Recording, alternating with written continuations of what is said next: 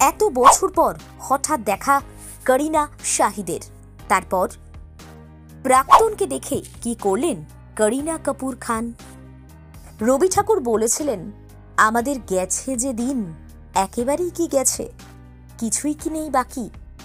হঠাৎ দেখা হলে দুই প্রাক্তন বোধহয় ঠিক এই কবিতাটাই আওড়ান। বাঙালি হলে অবশ্য এটা নিয়ে কোনো দ্বিমত ছিল না, কিন্তু ভাষাটা অন্য, মনের ভাষাটা তো একই।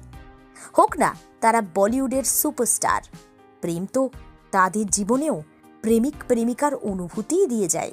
দুজনের দুটি পথ যখন দুটি দিকে বেঁকে গেছে, তখন হঠাৎ দেখা শাহিদ কাপুর আর করিনা কাপুর খানের।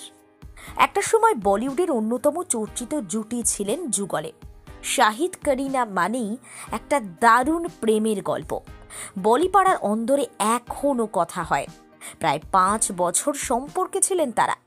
একের পর এক সিনেমা করেছেন, কিন্তু সম্পর্ক স্থায়ী হয়নি।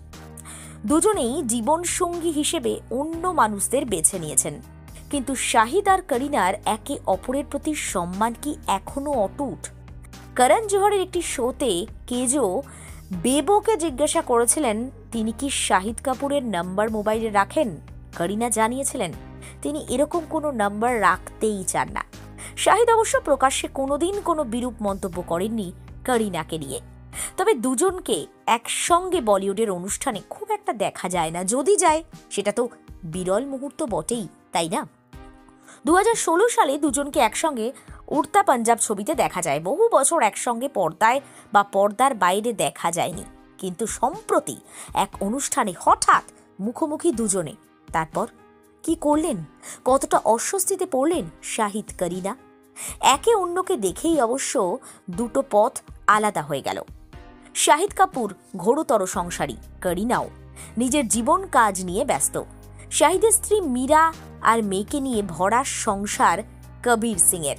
অন্যদিকে স্বামী সৈফ আলী খান, 2 পুত্রকে নিয়ে সুখে সংসার করছেন করিনা। অতীত ভুলেছেন, কিন্তু মন থেকে সম্পূর্ণ মুছে ফেলেছেন কি? বলিউডে এক অনুষ্ঠানে হাজির শাহিদ ক্যামেরায় পোজ দিচ্ছিলেন। হঠাৎ হাজির করিনা। একে অপরকে দেখলেন, চোখে চোখ পড়ল, বাড়ল অস্বস্তি। মনে হচ্ছিল এমন পরিস্থিতি যেন না তৈরি হলেই ভালো হতো। তাই দুজনে দুটি দিকে চলে গেলেন। কোনো অনভিপ্রেত ঘটনা ঘটেনি, কিন্তু সৌজন্যকে আরেকটু কাছাকাছি দেখে যদি একটা ভালোবাসার গল্প তৈরি হতো, তাহলে কেমন হতো? রোজ কত কি ঘটে যাহা তাহা, এমন কেন সত্যি হয় না আহা? প্রশ্ন উঠতেই পারে। শাহিদ করিনা মনে করতেই পারেন সেদিন গেছে জব উই মেট। AVN bureau.